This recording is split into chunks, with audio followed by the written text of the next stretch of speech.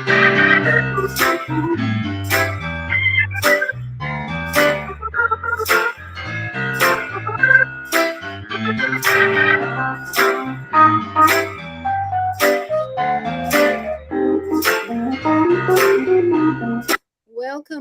everyone to Viada's Tiny House Village. And I'm just so grateful to welcome my guest, Prince Yisrael.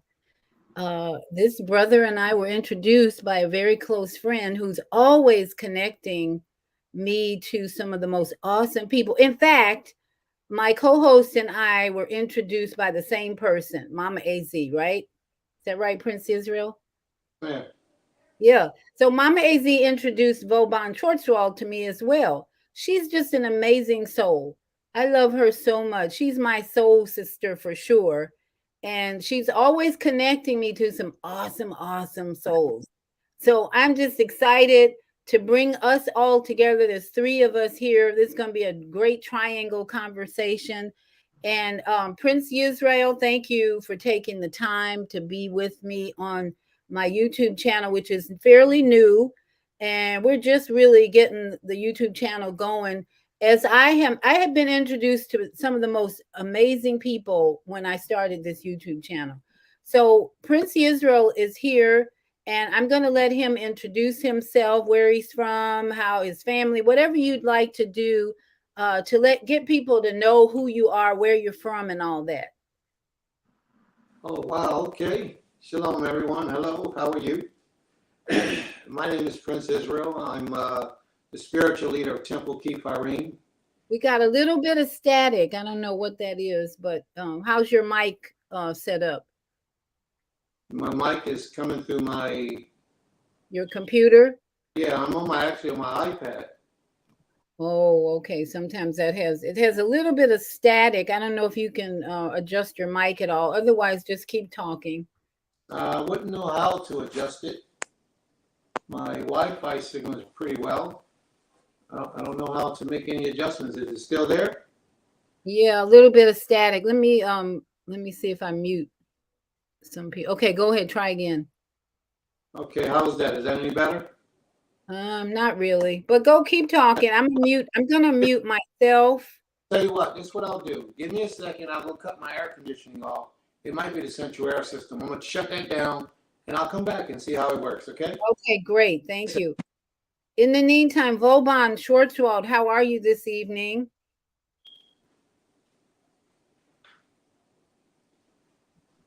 Oh, wait, I had you on mute. Go say that again.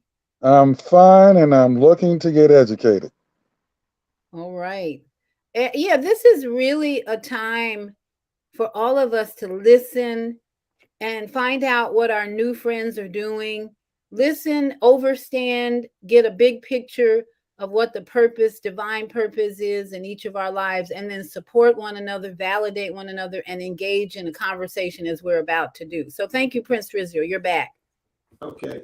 The system is still running. It takes a few minutes before it shuts off. So I'll just do my best. I'll try to speak louder if you need me to.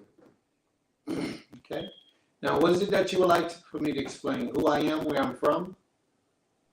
Yes. Where are you from? And a little bit about your childhood. I'm always interested in the family dynamics of how you got interested in what you're doing today. And I always start with childhood, family relationships, and how you grew into the man you are today to make the choices you're making today, which are just life-changing. I don't think that my childhood had anything to do with the choices that I'm making today. Okay. My choices that we're making today basically came with my development of my spirituality as who I was as an Israelite, a Hebrew Israelite, cultural base, the foundation of the spirituality of, and the principles of the life of a Hebrew.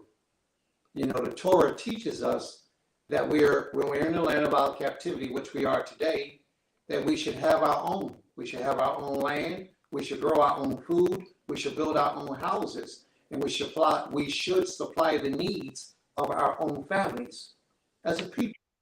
But today we get amalgamated among so many different people, nationalities of people throughout this captivity, that we become like them. And we have stepped away from the original plan that the Creator had for us when we went into the land of our captivity. So as a Hebrew Israelite, we see our journey here in America as a punishment, as a captivity from the Almighty. Therefore, when we're in captivity, we have to make the best of it. And if you think about it, many years ago, He told us to grow our own food, build our own houses, and these type of things was so that we would be self-sufficient. And if you think about it, had we done that today, since they so-called freed us from slavery, our people mentally and physically will be in a better condition. There's a lot of us who are not here today as a result of us not growing our own food and building our own houses. Had we done that, there's chances are your mother, your father, your brother, your cousin, your aunt would still be here with us today. And I say that because the foods that we're eating is poisoning us. You know, it's stressful having a house that you have to stress yourself out paying a mortgage. And that's where these tiny homes comes in. The whole situation around the tiny homes is all reflected upon that. If we get our own land, and if we don't have a lot of exuberant amount of money, we can get ourselves a tiny home, build on that tiny home, grow our foods, and eventually, if enough of us get wise enough, we can build a little community of that, where we can all be self-sufficient, feeding ourselves and prolonging our lives, expanding the amount of time that we're able to grow here in this land. People don't think like that, but we need to begin to think like that. You know, you have a mortgage, you got a car note, you got a job. Most of those things are stressful just to maintain. So you want to try to make your life, you want to try to economize your life as best as possible to take away from the worries of stress. And when you got your land, you got your home, you grow your food, it helps to relieve you of stress. So the tiny homes will fit right in with that. And with the tiny home community comes a mindset, an individual mindset. And when people who lives with that type of mindset all live together, you have a harmonious environment. It's a beautiful thing. Because the average person is not thinking on that level. It takes a certain type of mindset to think like that and actually go do it and begin to implement it.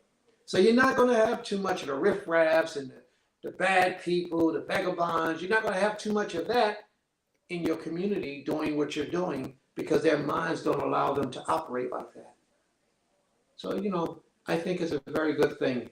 I think it's a positive thing, and all of us should begin to focus on those types of things.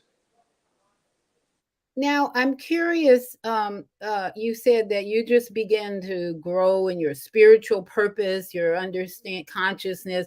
Are your parents involved in this project, or are they still around? Most African Americans, quote, unquote, African Americans in this America, most of our fathers and mothers are Christians and persuaded by the Christian religion. Well, if you study and do the research and really open up your mind to the Creator and ask Him for guidance before doing such, He will have the opportunity to work with you and reveal things to you that you never thought was possible. And that's what happened with me. And that's how I began my journey as to who I am, my purpose in this life, and where I fit in with this whole scheme of things. So your parents are Christian, believe or practicing their Christian faith and belief. Yes, and even with that Christian faith, my mother, my father, they were seriously into Christianity. My mother used to drag me out to the church. And then she went from Christianity to Jehovah's Witness. She should drag me to the Kingdom Hall. I think it was every Tuesday night or Thursday night to the Kingdom Hall. And she was devout about it. She really made the changes in her life. So that kind of like instilled within me the desire or the understanding to go forward in the way of righteousness with the Creator. It's just that those things wasn't done. Could you give me 1 second, please? Sure. So Vauban, let me unmute you. What are your comments about that evolving from our parents' religion? That's a beautiful statement he made, or description he made about, his parents being Christian. We all got, did you not get dragged from church to church service, or what was your experience? Mm, well, my parents were Baptists, but then when I went to boarding school, military school, for 3 years on my own, you were allowed to go to any church service that you want to. So during that 3 year period, I went to different type of church services: Methodist, Episcopalian, uh, Islamic mosque. And in ninth grade, I went to parochial school, and they had a required class called religion. So we studied different types of world religions. So that's my background on religion. Eventually, I got into metaphysics. So metaphysics, new thoughts, that's home for me. Well, that's good because I like to travel too. So have you done much traveling, Prince? Yeah, but yes, we're not talking on the physical level. We're talking the metaphysics, spiritual level. Okay, That right. way stage is something that is fascinating. Yes. Now I am of the baby boomer generation. Both Vauban and our baby boom generation. What can I ask your age? I don't even know. I don't keep a Oh, track. okay. I don't know. What's the baby booming generation? What generation? The 70s? We were born No, in the 50s. We were born in the 50s. late Yeah, 50s. Late I wouldn't 50s. go.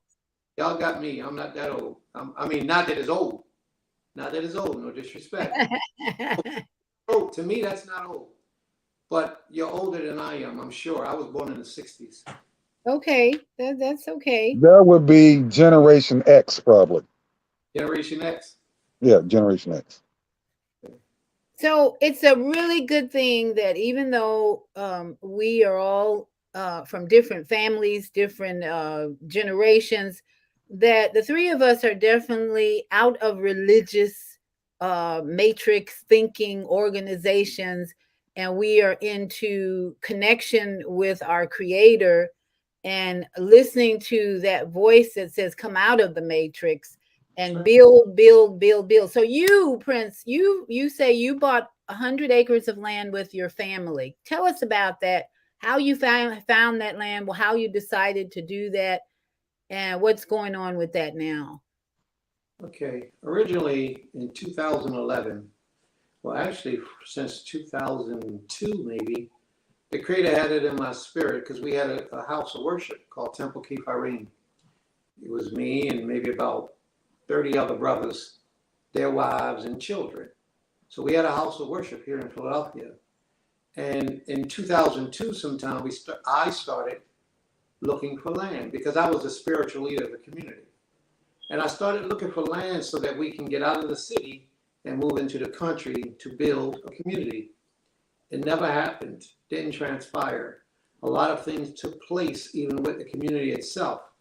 In 2011, the Creator reignited that spirit again inside of me to go look for some land. So I went down in Sparta, Georgia. I took a trip from Philadelphia to Georgia, and I went down to Sparta, Georgia, and I searched out some land. And the family in Atlanta, who was close to Sparta, Georgia, because I was still in Philadelphia, was going to live on the land and manage the land while I lived here in Philadelphia. Well, some things revealed themselves through that portion of the brotherhood that I was with, and we had to separate from them, and we didn't purchase the land. So that was the second chance that it happened.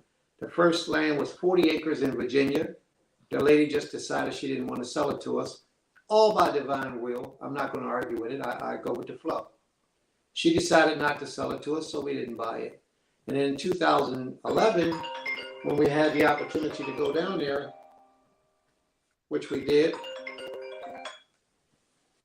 it didn't go through because of the community that I was involved with at that time in Georgia. I went down there to visit, and I wanted to put them over the land. And what I saw within their community was just, it was unorganized. It wasn't structured properly. brothers not trusting brothers. You can't build a community like that. So it took time, and I separated from that, went back to Philadelphia, began living again. Life kicked in and things happened. And then in 2016, I get a call from one of the brothers. He says to me, Prince, me and another brother wants to get some land in Georgia. What you think? You want to be a part of this and help us to build this community? And at this time, it was 70 acres. So I said, sure. So the three of us got together, and he financed the land. Wow. Yeah, he financed it, which was a blessing. And we began to build houses on the land in the community. Then another 70 acres became available. So it was a way that he could get that portion of land financed to add it into the first portion, so he did. So we had 140 acres of land. I myself didn't personally own that.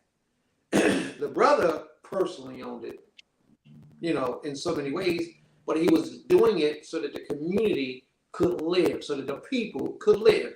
Highly respectable thing for a man to dedicate of his own to give back to the people. Beautiful thing. So we was down there for about 2 years, 17 and 18. In 2018 or 2019, I set on a journey to purchase my own land. We bought 110 acres, 5 miles away from the 140 acres. So collectively, we had 250 acres of land. Collectively. Wow. Yes. Wow. So far, we have like 7 houses on the first 140.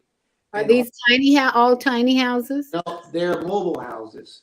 Mobile, okay. Yeah, we have one tiny house on the land. It's a she shed. You know what a she shed is? Not exactly. Explain that to the listeners.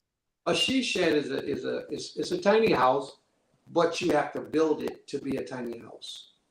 You have to go in to put the partitions, the rooms, establish the beddings, those type of things you have to establish in that she shed.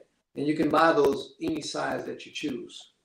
So on the 110 acres of land that we have, we just purchased a cabin, a wooden cabin, 16 by 40. And we're going to dedicate that to the Creator as a house of worship. That's the first structure that we put on that land, on 110 acres of land. The first structure we did was something that we dedicated to the Creator. And the thing is, we go down there September the 12th, me and my construction crew from Philadelphia, and we're going to go down there, fix it up on the inside, beautify the place. It's a brand new structure, but it's only the shell, the outside. And we're going to beautify it, set it up so that we could begin having services, Shabbat services there. So we're going to do that on the 110.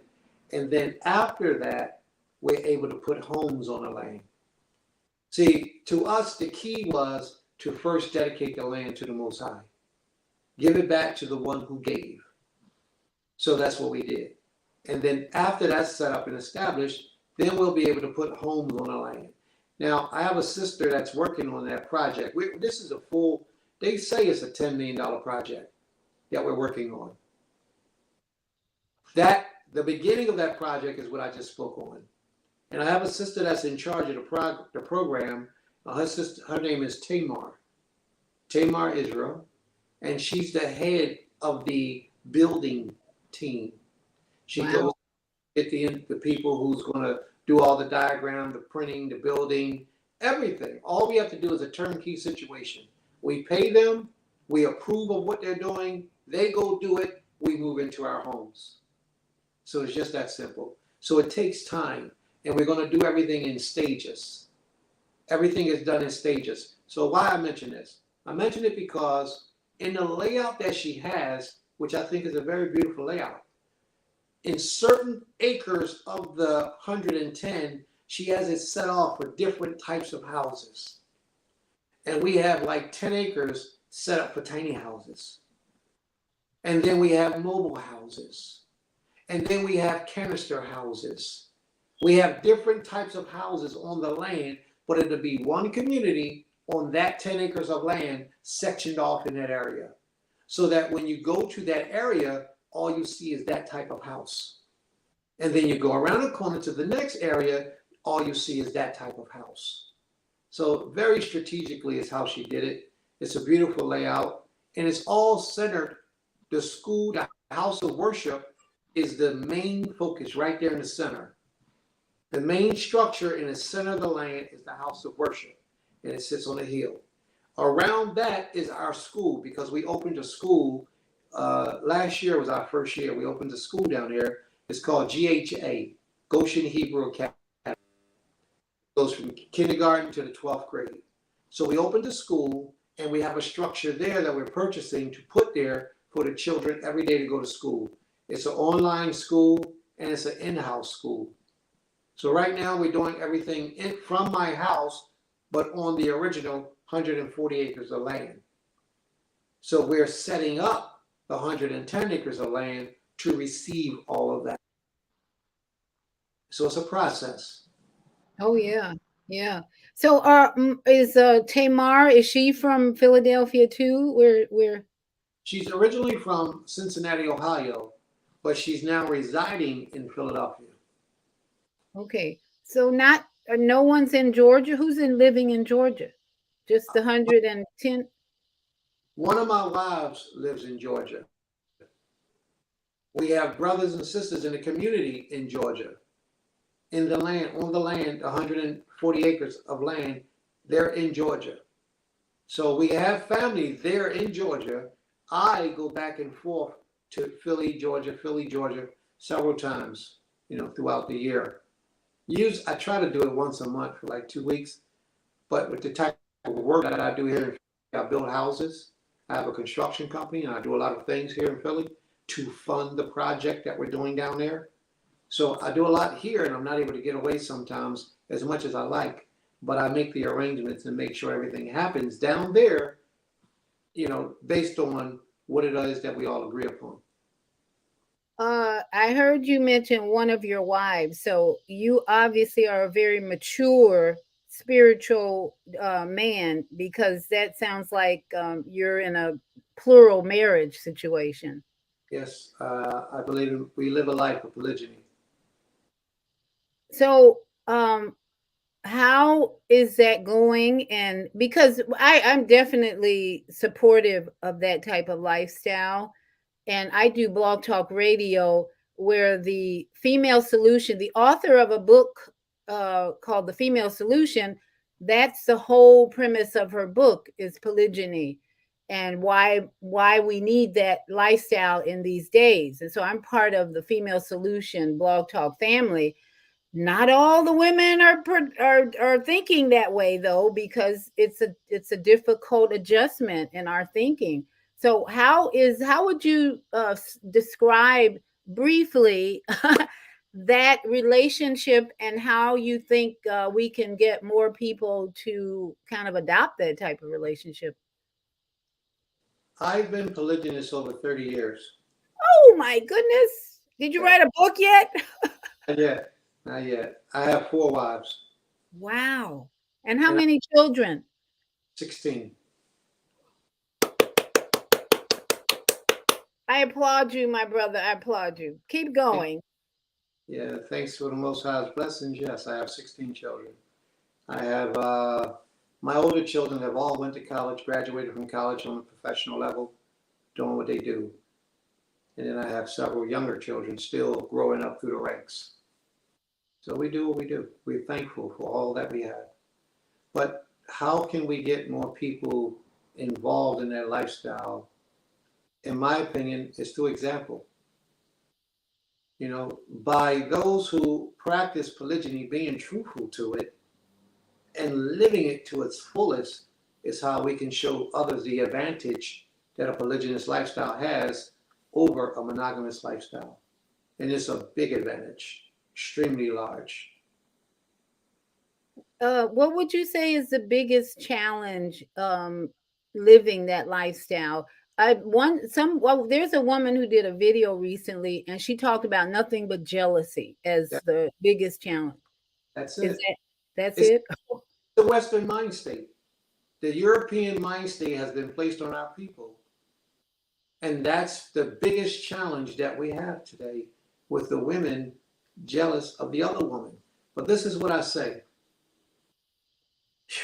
Well, I got to be careful what I say because I don't want to start no stuff. But if the man knows his job and how to do his job effectively, the jealousy will be gone. Because the man has to, a man is like, he has to be like a psychiatrist, psychologist, and a doctor all in one. He has to be careful in how he deals with the female. He has to be careful. He has to be spiritual enough where he can teach her, mold her, shape her, help her, educate her. And I say that because the average woman that we take into our lives today, and the average man, both parts, are mentally and spiritually disrupted by the European's mind frame and mind state. We have been in so many captivities for so many years that our original mind state is no longer with us, but is still in our DNA. And if a man has the key to tap into that DNA, first himself, and then allow his woman to tap into what's in her genetic, it'll all come back up and it will supercharge over what the Europeans have been giving to us and watering us down and building us with a lot of selfishness, pride, arrogance, ego, those destructive things. And that's what it's about. And that we've learned that from our oppressors. And if we can unlearn that, primarily it's the man's responsibility, the man's job to do it. We have to be nurturers of our women. We have to be teachers of our women. We got to be providers and protectors of our women. But the woman has to request it. If she's resisting it, then you can't use her. You have to have a woman that's receptive toward what you're teaching and what you're bringing. Because if she comes in, well, I make my own money, I don't need you. You can't tell me what to do. I don't want to do that. That's not a workable woman. And if the man comes in with his dominant spirit, well, you're going to do what I say, shut up, sit down, without the patience of trying to understand his woman, that's not a positive spirit as well. So the two, both men and women, we have work to do mentally and spiritually before we can move in that direction of even one wife, and then think about taking on 2 and 3 and 4. It's a very intricate procedure, but you have to be spirit-felt, spirit-driven. If not, it's not going to work.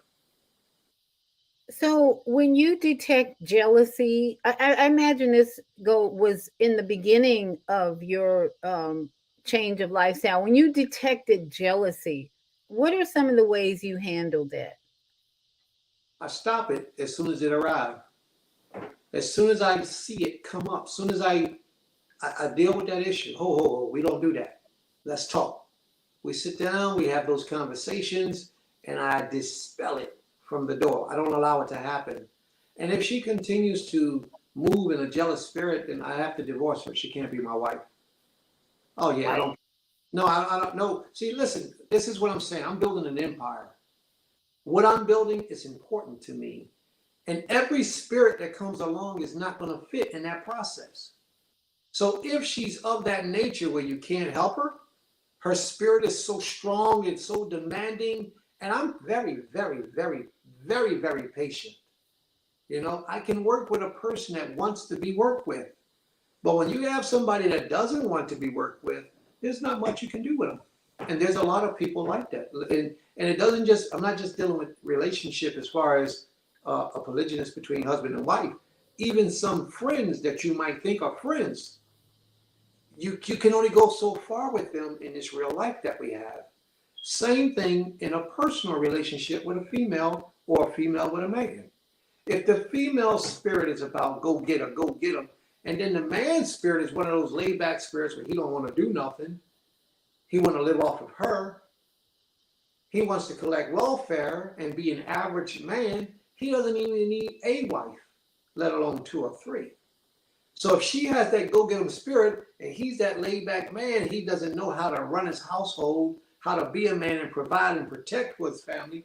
If he doesn't know those things, then she's with the wrong man because he's going to take her backwards and not raise her up. Did you develop those skills, those relationship skills from your parent, your father, or anyone in particular? Did you have any mentors along the way that helped you develop I think that's a beautiful attitude and spirit because you're right, jealousy will kill the deal. For that, I would think that's it, you're out. So, how did you develop that discernment and that skill? I think it's a skill to be able to diffuse that energy and go and keep going with your empire. Well, sis, I think I like to thank the elders that paved the way prior to my comings. There was a lot of elders who I knew who had different uh, educations, teachings, and philosophies when it comes to relationship. But what I do is I keep my ears open and I watch. I learn from my own behavior. I had to master me first. I had to dig into me and find out the truth about who I am before I could incorporate and bring someone else into this mess, because that's what it was. It was a bunch of mess. I grew up in Philadelphia where men treated women like crap. It wasn't important. And all we was doing was trying to sex women, leave them alone, find another one, and just sex them. That's how I grew up. And when I was in my late 20s is when the Creator allowed me to have my eyes awakened and I became into the spiritual self. And since then, it's been a progression, steady progression until today. Well, when I got in my 30s, my whole life changed in a direction where if you wasn't my wife, then, or even moving to be my wife, then why are we having these kind of conversations? Why are we putting ourselves in these situations? And to me, that's where a lot of men do.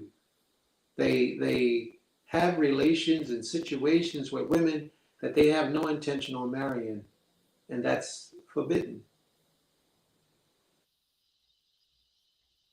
Beautiful, beautiful. So, how has it been with the jealousy issue? Would you feel like women are changing in that area in your experience? That they're getting better diffusing the jealousy or eliminating the jealousy, or have you had a real challenge with that for the last 30 years? Oh, okay. I have two wives that I've been with over, one for about 35 years and one for about 30 years. They have keys to each other's house. The children has keys to each other's house. They grow up together. This is all they know. They don't know any other lifestyle other than a polygynous relationship. And this is in Philadelphia? Yes. Okay. So there is no jealousy there. And then Hmm. I have a wife that I've been married to for 4 years. And then I have a wife that I've been married to for maybe 9 months, 8 or 9 months. Now, those two are developing their relationship to be even stronger and better. Those two are the ones that I'm dealing with every once in a while. A thing of jealousy would rouse up, and I have to attack it or approach it or sit them down and have conversations with them. What kind of let's get, I mean, I'm really curious about this because I definitely am supportive and encouraging women to have these type of relationships. What are they jealous about? I mean, is it the sex or the what? I mean, what is it? Let me answer your first question because I thought about it for a second. I didn't answer it according to what you asked me the first question. And then if I don't forget, may I please answer the second? Sure, sure. Next is what was one of the reasons why they do I see jealousy, women like that being more jealous today than before in the past. I think now more women are being able to set aside their jealousy because the environment that we're living in is forcing polygynous relationships. It's forcing it. This everything around us is collapsing in on us. The Bible speaks about, in the book of Isaiah, the 4th chapter, the 1st verse, it speaks about in those days that 7 women shall come to one man in relations, looking for marriage, saying, let me be called by your name to take away my reproach. 7 women come into one man, which is a prophecy of polygynous relationships taking place in the earth. And as we all know, we're living in the prophetic days right now. So I see a lot of women's attitude being more considerate toward righteous men, toward what they understand to be good men, good providers, men who are able to provide. Whereas just 10 years ago, you had to look a certain way, be a certain height, and dress a certain way, and drive a certain type of car. Those things are being moved out of the way now. They want to know if you're able to provide, and if you're a man, and if you can think, and if you can rule spiritually. They want to know these things. Can you plant food? Can you feed us when a calamity happens? Do you have a place for us to go? See, I find a lot of women thinking like that now. Therefore, the demand for stronger men is in place. So with that demand for stronger men in place, a lot of men are going to be without, males, not men, because every man is going to have what he needs. But a lot of males are going to be left out because they don't fit what the woman needs today in this society. So yes, the polygynous, the jealousy in today's woman is dying off. You got a lot of sisters that's out here now teaching of how a woman has to put aside her own, how can I say, the societal desires in choosing a man and go with what she needs, as opposed to what her eyes tell her looks good, what her nose tells her smells good, and what her brain tells her might be a good sex partner. So all that stuff is being left out of the equation. And now it's more spiritual based. In my opinion, that's why it's doing what it's doing, because the Most High, he doesn't lie. He says what he's going to do, and then it's just up for us to be able to detect and see what the Most High is doing. He said in those days, 7 women should go to one man, saying, let me be called by your name. And then today, it's happening. More and more women are now being able to receive. Look at yourself. You said it yourself. More and more women are now being able to receive a polygynous relationship, which shows us that the oppressor's mind state is being removed from us gradually, but yes, it's being removed from us. And we are returning back to that mind state that's locked into our genetics, into our DNA, into our genes. It's coming back out again. And that's why it's so easy now. I'm not saying easy like it's easy to do, but easy where you can have a conversation like we're having today about polygyny without everybody slamming the phone, getting off, don't want to talk about it no more. The world is forcing us to become polygynous. So what type of jealousy issues have you seen come up the most? I want to be able to help women prevent the jealousy if possible and give them some ideas of these are the type of jealous issues that come up. So let's talk about that. What have you seen in terms of jealousy? What are they jealous of? Whatever American can cause you to be jealous of, your car, your house, your boat. Jealousy in America is a simple thing. If you feel somebody's getting what you don't have, you become jealous.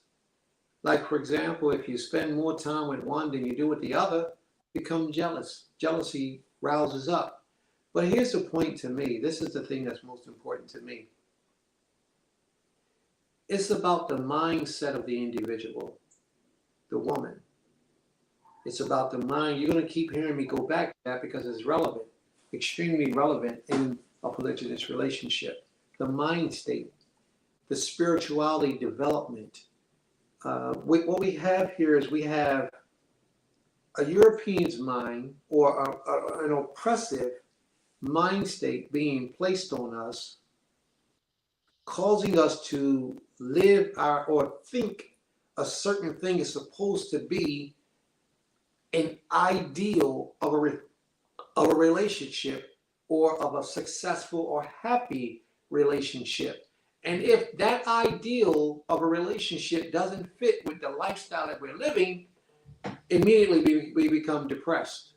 We want out. We want to think that it's no longer what it's supposed to be, because the ideal that the Europeans or the oppressors gave to us, and I have to say oppressors because they're not all European, but the ideal that was fed to us of what a happy, healthy relationships look like is what we use when we get into a relationship with the expectation of it looking the way that we have been taught from society that it's supposed to look. That's a problem. And that's why I say it depends on the mind state. Why is that a problem? This is one of the reasons why it's a problem. People tend to think that love is what you're looking for when you choose a mate. Love has nothing to do with it. Nothing at all. Purpose is why you choose a mate. And if we all enter into a relationship with purpose in mind, our relationships will last a lot longer. But what we do, because of what we've been taught by the oppressors with that selfishness, because I want me. What we have been taught is that you have to have somebody to love you, and you have to love somebody, and then you go get married. And I say that's the reverse. It doesn't work that way. You find somebody with purpose that can fit your life and your desires, your goals that you set for yourself, the way that you want to live in the future. Now I'm speaking about on the woman's side.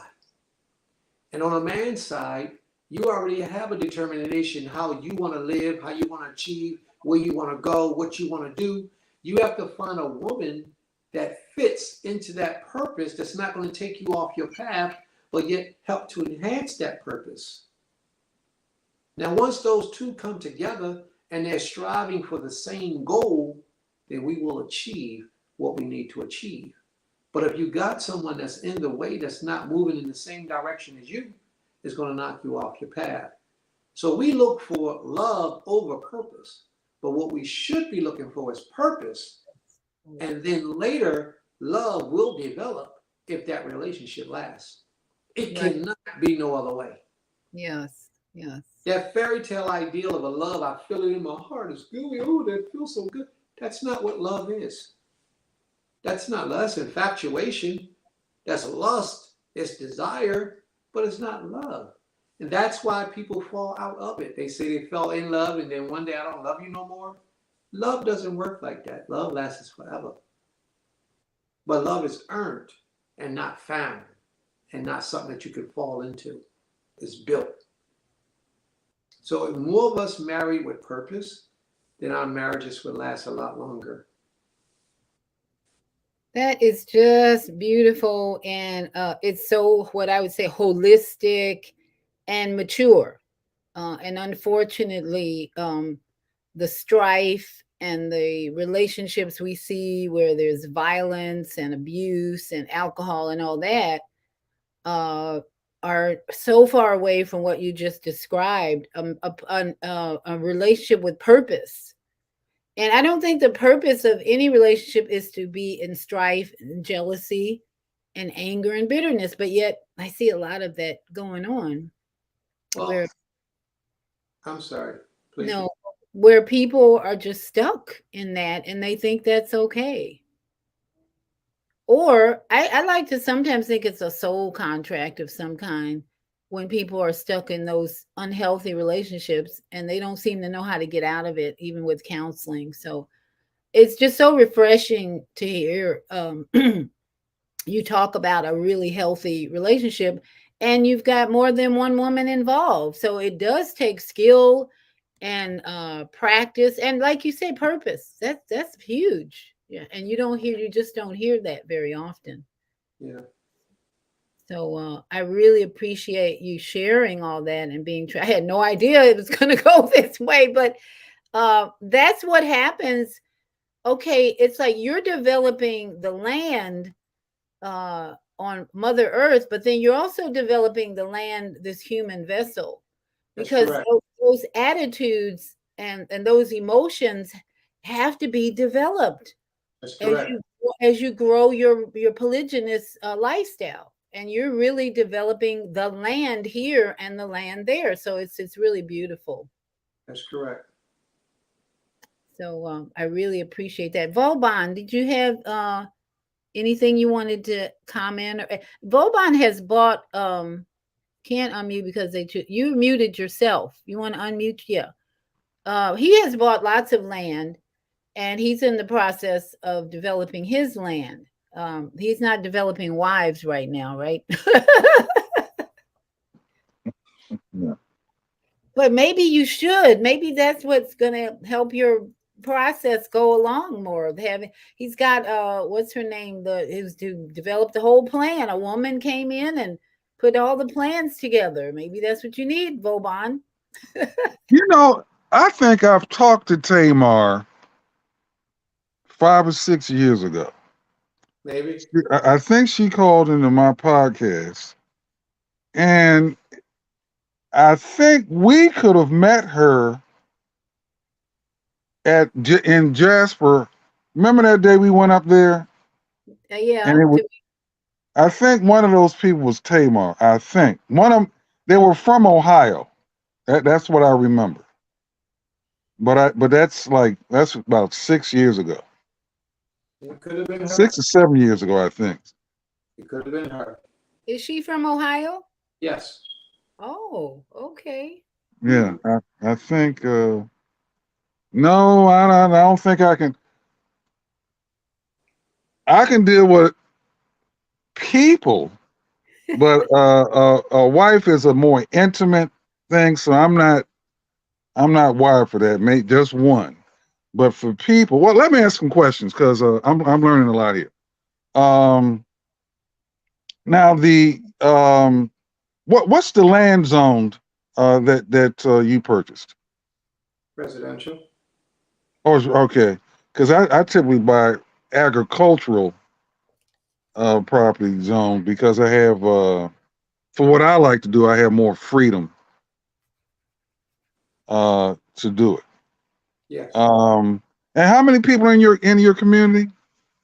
Right now we only have 12. All right. Okay. How many? Well, hey, you can do a lot with 12. Oh, you can do a lot with three. Yep. True. Three That's people can true. do this, we can get it done. All right. Well, I'm impressed, man. I've just got I got 4 acres in Florida, an acre and a half in Oklahoma, and then I've got 10 acres out in Texas. So I'm small. I'm starting to work on the 4 acres, but my whole thing is to be totally off the grid. I don't want no municipal water, no municipal power, solar energy, rainwater. And I like what you're saying about building, um, being self-sufficient. So, but I'm impressed that the amount of acres that you've been able to acquire, and the amount of people. And you're right, you can do a lot if it's the right 3 people. You can do a lot. So, and I like for relationship wise, I really learned something. I got a paradigm shift when you stated the purpose of a couple, people being together, and your purpose can last centuries. That's right. So I thank you for that. That was for me a real paradigm shift. So that's it. I'm gonna just sit back and listen because I'm going to school here. So if it's zoned residential, do you have restrictions that you can work with versus agriculture where you don't have to have certain things? Now we can, I haven't gotten into all the details, so I haven't mastered everything that I'm going to be learning in the future.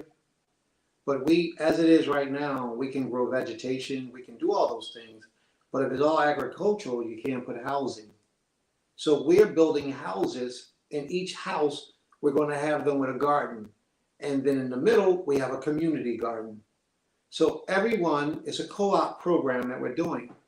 Everyone will grow different foods. And when it's time, the food is right, we share with each other the variety of foods that we have. And then we also have a community garden that we all, get our foods from. We don't want to have to be dependent on any outside source. If this thing collapses the way it appears to be collapsing, we want to be provided for, already self-sufficient right there. So we're also digging wells.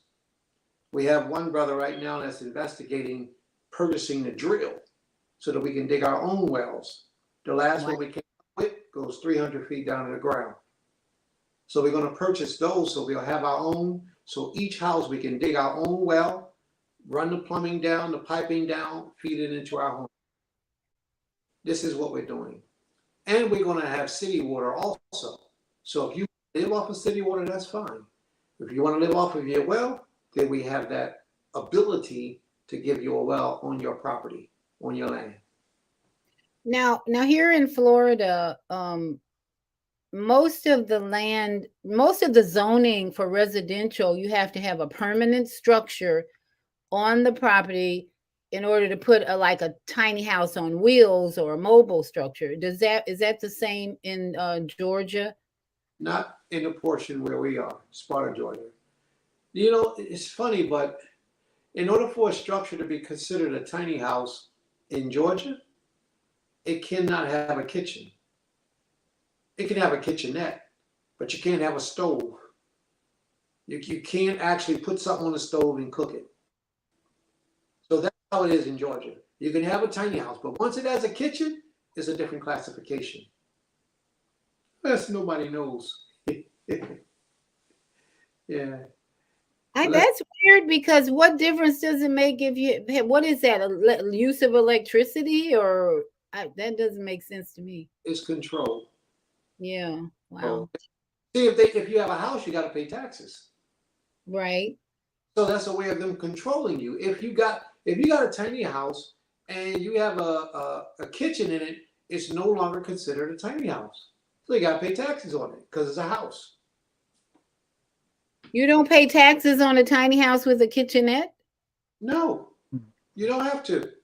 If I can interject, chime in real quick, the word house is really regulated.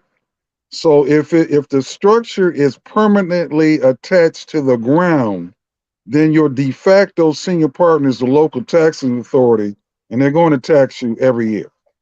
However, as he just stated, if you don't have what they call by the book, their books, because it's different from every county, if it's not considered a house, then it's personal property, and personal property, at least in Florida, is not, like he said, they have mobile homes. Mobile homes are not considered real estate. They're considered personal property. Therefore, they're not taxed. A tiny, like your tiny house, your first tiny house that you had, which was on wheels, that was personal property. However, your new tiny house is probably going to be taxed because it's permanently attached to the land.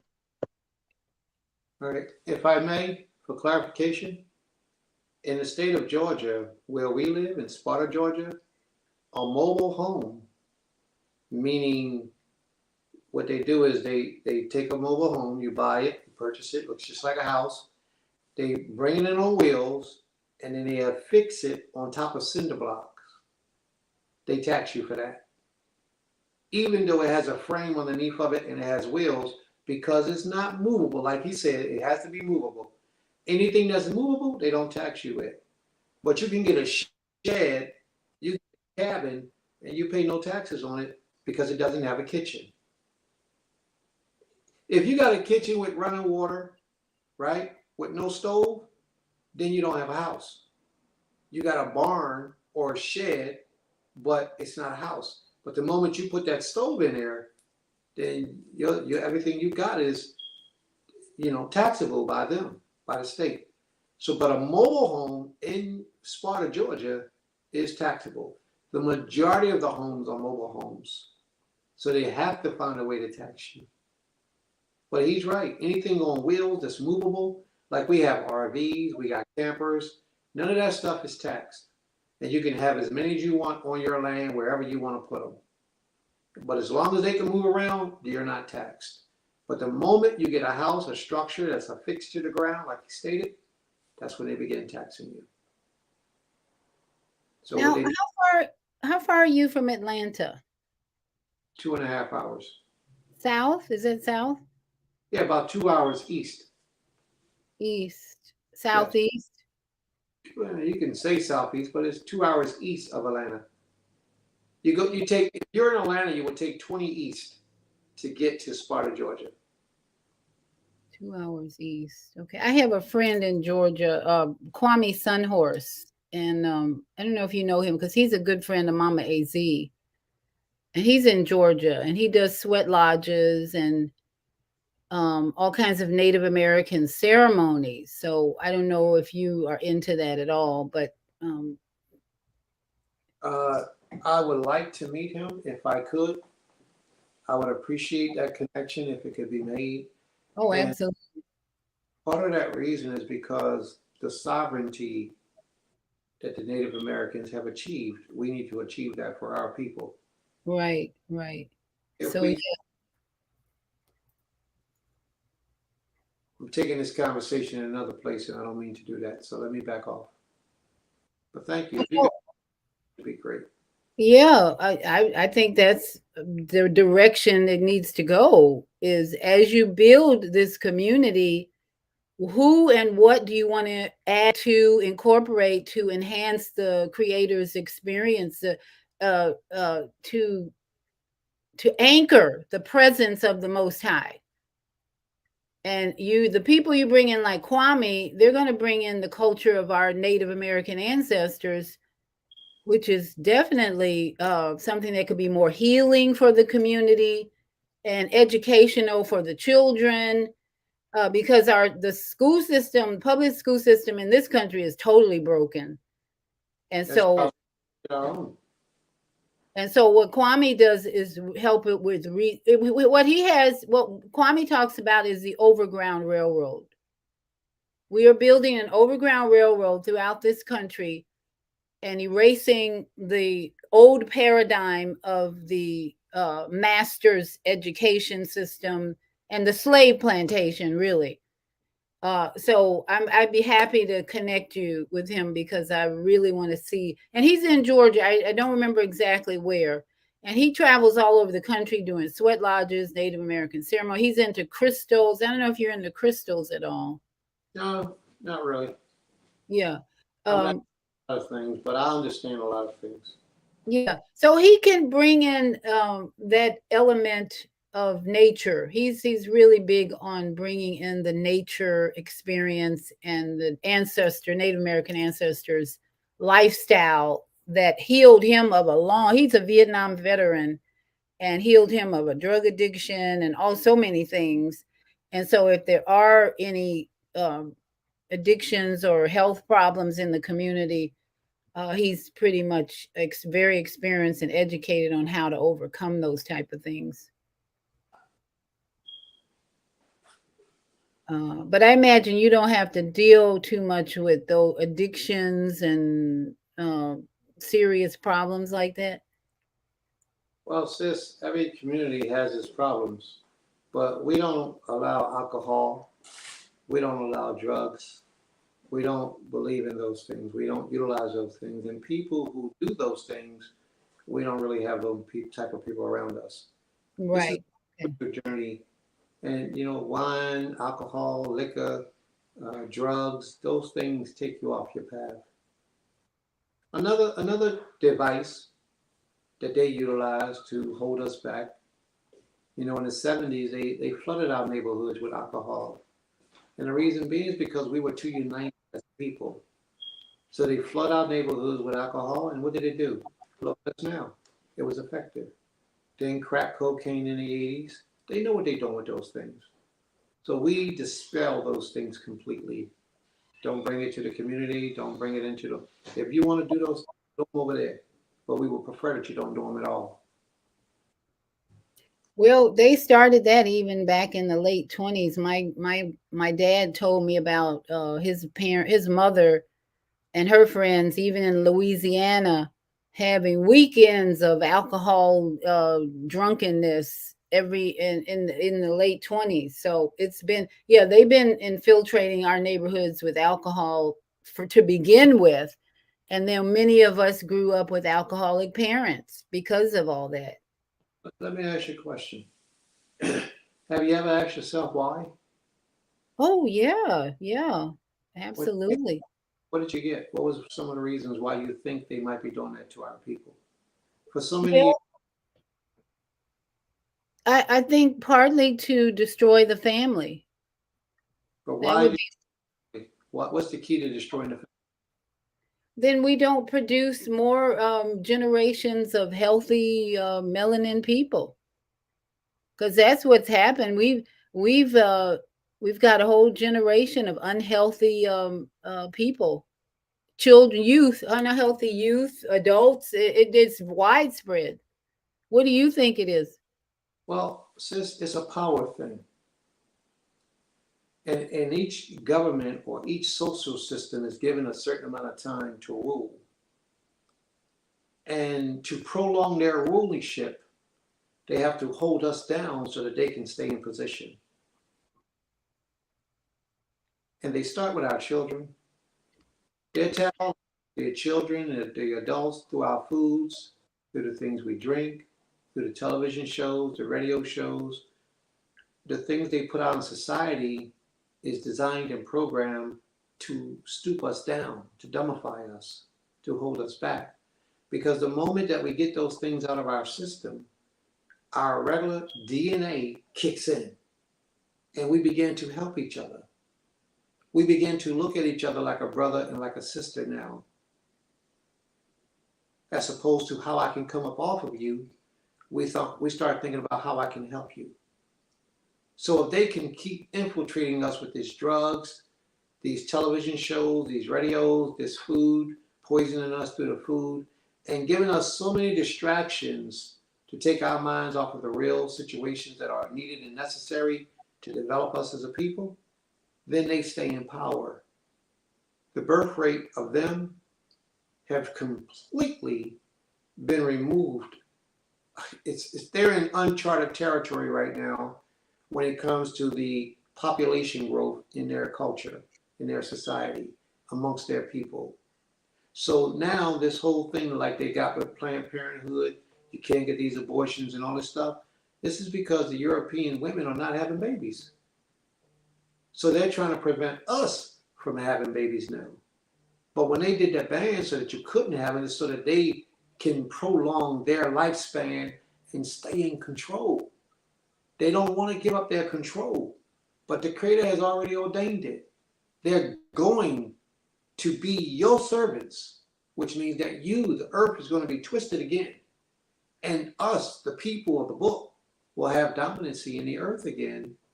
But when we do, it's going to be ruled on the righteous principles and not this stuff that they're doing today. This stuff is bad. They're killing the food.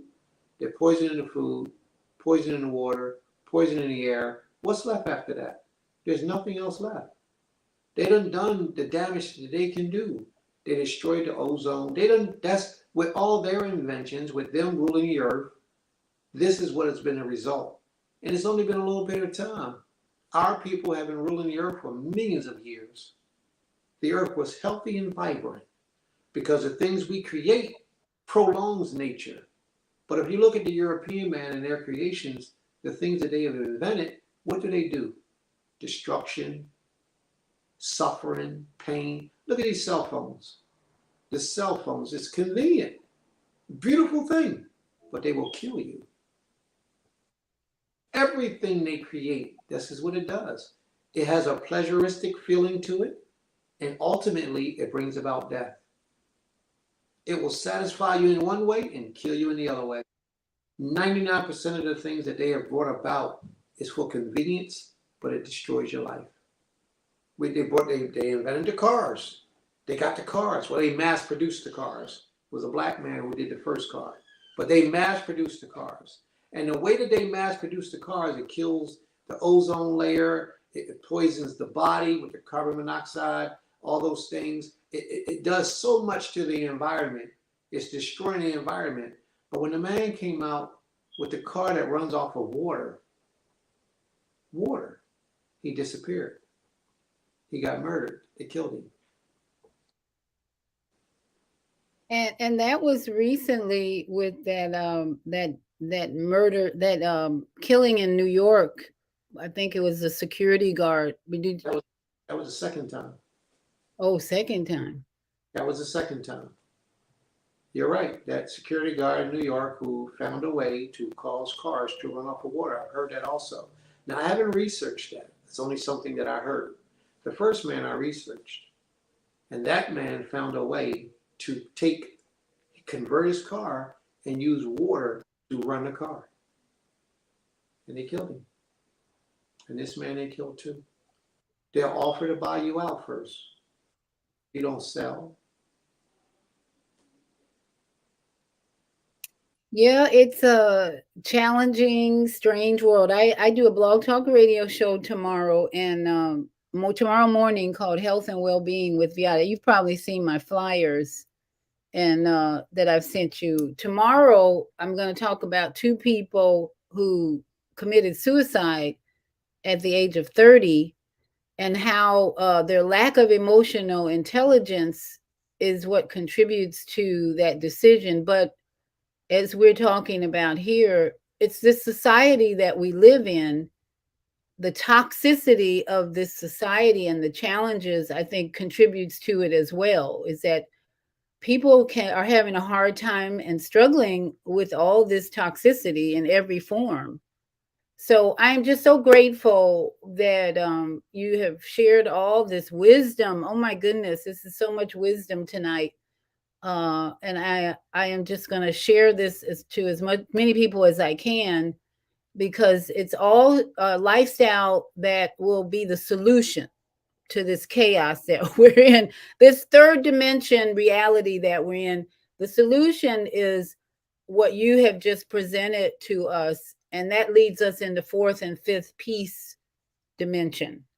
So, Prince Israel, I hope we can do this again in the near future. And I hope I can visit Sparta one day soon. And with Kwame Sunhorse, I'm going to connect you with Kwame Sunhorse. And maybe he can do some work there. And I have a brother here in Orlando. He's been wanting to join a community like yours. And I'm going to ask, maybe I'll give him your number if it's okay, where he can, would that be okay to ask you some more questions about it? That's fine. Yeah. Community in Georgia is called Goshen Beulah. Goshen Beulah? Yes. Okay. Goshen Beulah. All right. Any final words as to what's your advice about people who might be interested in buying land, starting? Where do they start? I know you're going to talk about purpose, but what advice would you give brothers or sisters who want to start a new community? Well, if you don't have a lot of financing, you can always go to an auction and start off small at an auction. You purchase, you find where you want to be, and you go to their auction, and you can purchase sometimes 1, 10, 20, 30, 40 acres, whatever's available to fit your pocket. But the first part of the whole process is acquiring the land. If you're really serious about it and you're a homeowner, take out a second mortgage on your home, or take out the equity out of your home and use those funds to go purchase some land. The land we have is paid for. We don't have a note at all. We pay for it, it's done. All we have to do is pay the taxes every year.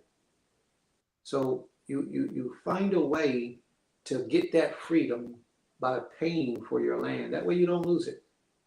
You don't come across hard times and you can't afford to pay it because you don't have a note on it.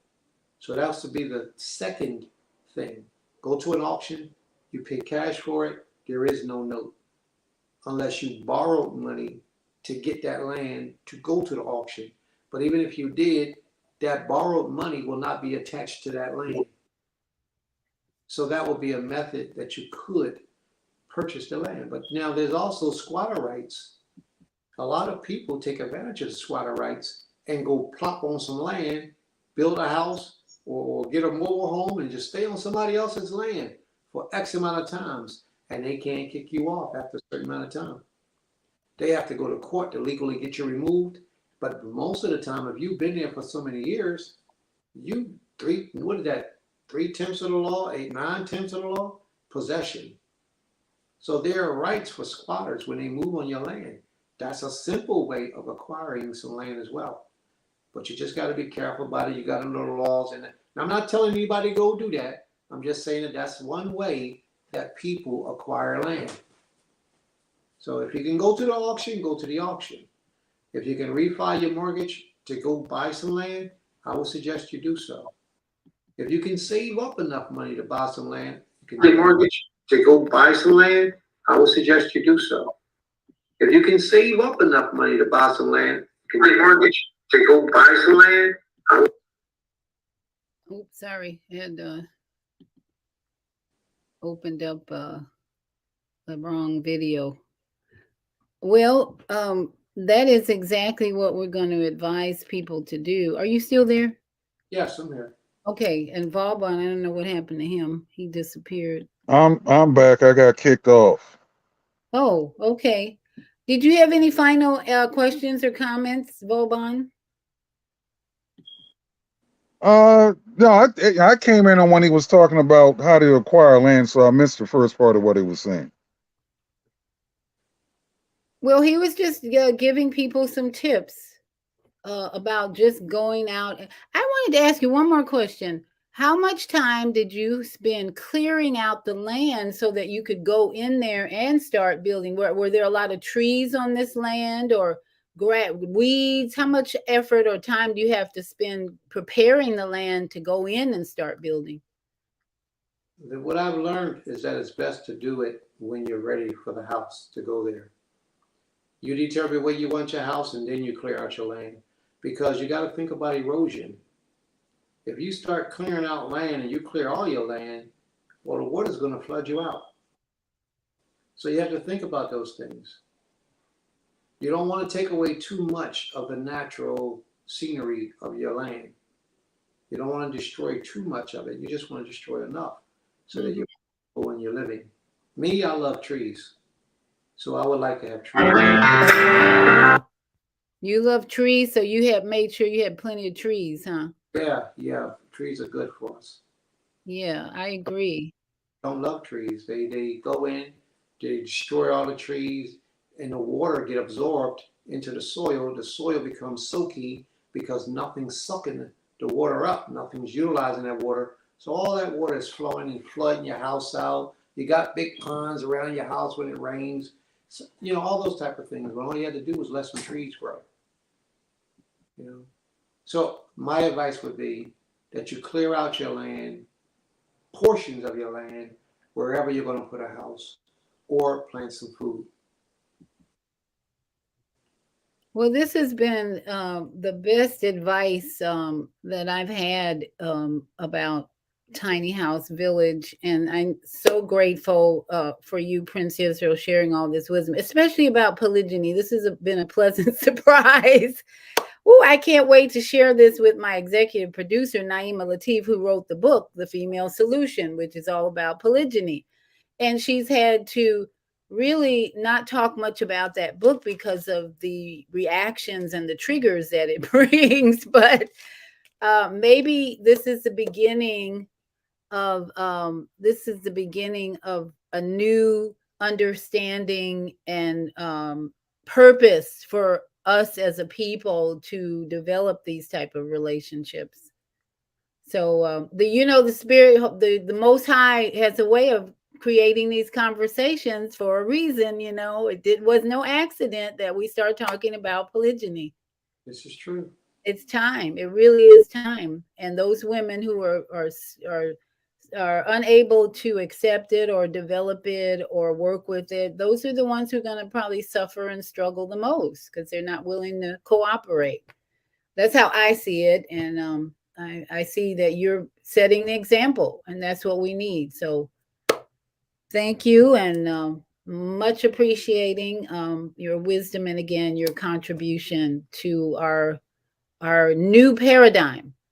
This is a new paradigm. Tiny house village, polygyny, all goes together. May the Most High be praised. Hallelujah, hallelujah. All right, we're going to say goodnight. Vauban, and you have any final words? You're muted.